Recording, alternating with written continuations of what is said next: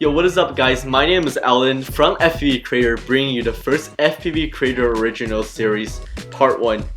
Now, in this series of video, we will be doing a lot of products reviews and we'll be doing a lot of flight tutorials or like tutorials on FPV stuff. And you can basically get good at FPV without paying a single cent by watching our video, so make sure you subscribe. Now, without further ado, game on.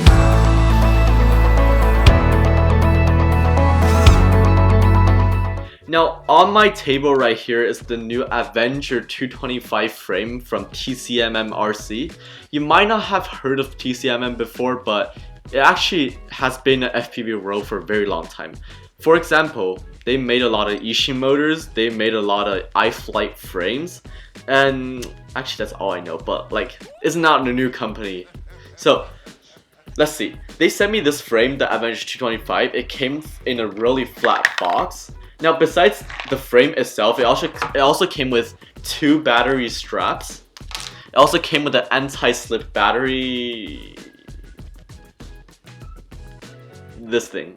And last, it came with an instruction to assemble this frame. This is really nice. I've seen so many manufacturers who I bought their frame and there's no instructions, so I had to basically spend 20 minutes looking at their product picture just to figure out how to assemble this. So having an instruction is really nice, except there's a little bit of problem. I couldn't really read this instruction very well, so I actually made a lot of mistakes while I was assembling this, and I had to take it apart a lot of times.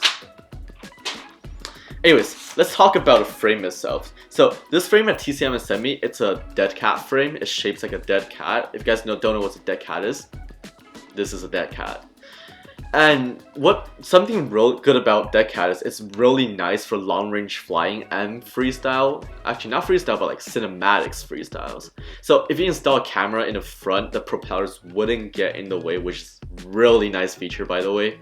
So of course, this type of frame has been out for a while, I'd say about like 6 months. Not sure how long it has been, but again, this frame, it only costs, I forgot how much, but it's actually one of the cheapest dead cat frame I've ever bought. But I'm not too sure about quality because we're going to test that, but for right now, it feels really durable.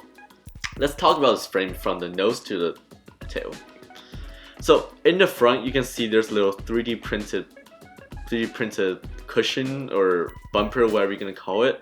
In case your drone flew at the tilt angle and then you got too close to the ground, this part will actually protect the drone protect the carbon fiber from hitting the ground, which is a really nice feature to have, especially when carbon fiber often create a lot of friction, causing your drone to tip over if you fly too low to the ground that you're touching it. So I really like this feature. Now moving on a little bit to the left or your right, we have a carbon fiber side plate type of camera mount. I actually really like this type of camera mount because carbon fiber is really durable and it doesn't really break versus some of the manufacturers that use 3D printed one. TPUs are fine as long as they print it thick, but not everyone prints it. So yeah, one thing I'm just a little bit concerned is that it's probably not going to fit every single camera, but if you're using like a popular FPV camera like the Caddx Ratel or something like that, I think you'll be fine. And also, this thing fits perfectly with DJI Air Unit's camera. How do I know? Because this thing is made for DJI Air Unit. If you've seen the tail, this is actually an enclosure just for DJI Air Unit. So if you have an Air Unit, you can buy this frame.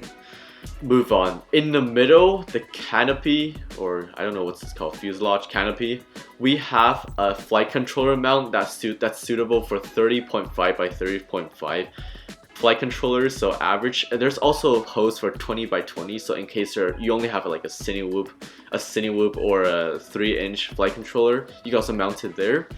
The height is around, I'm not too sure, I gotta measure later, 25mm or 20. It's not very high, so make sure you use a not too high big profile flight stack, otherwise it's gonna bump to the top.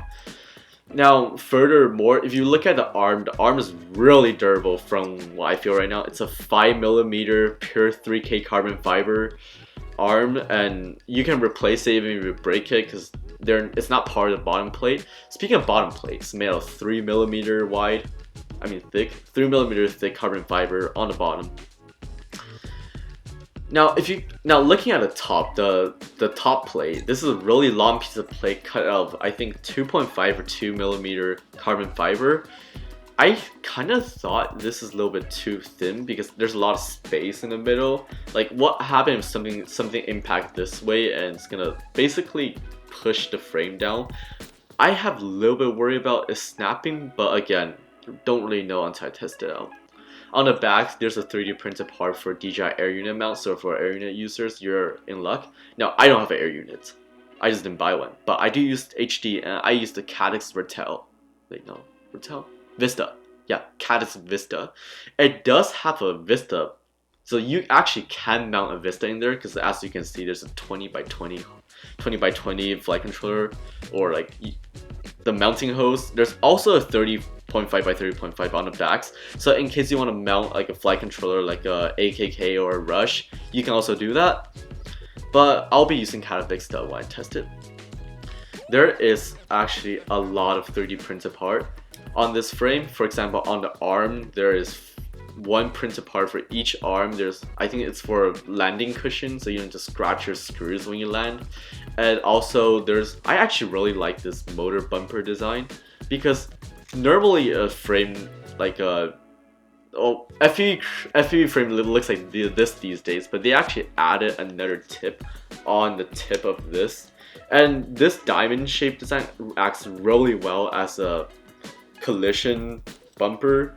So it doesn't really scratch out the fork design of the fork type design on the arm, whereas it only touches the 3D printed part. It doesn't scratch the tip out. It keeps a really nice distance from the motor, and most importantly, it actually gives a little bounce while you crash. So I think it's a really nice feature to protect your frame, and I hope I see this in more manufacturers. In the back, there are a lot of printed parts. Like this one's for Crossfire. It's really squishy and wiggly. And yeah, so for Crossfire user who use Immortal T, you can use that to mount your Immortal T. It's pretty nice. And on the top for this antenna mount, so in case you don't have an Immortal T, you use like normal string looking Crossfire antenna. You can also insert it in this too. Just type a zip tie and then you can make a really nice antenna mount. This two right here, I believe they're made for DJI Air Unit antenna, so like the video antenna, but for Caddx Vista, you can also put one of the antenna on, it'll be perfectly fine. One thing I noticed that there is no analog, nothing if you want to install like an SMA connector, so for analog user, you're kind of out of luck. Except, this one they sent me is actually a digital version. So they actually sell another version that's made for analog users, where it actually has the traditional SMA printed part on the back. So you can mount your FPV antenna easily on there. You can buy this frame at fpvcreator.com. We actually sell them in our store. Buying it there will also help supporting us. Without further ado, I will actually start building this one, and let's give it a test.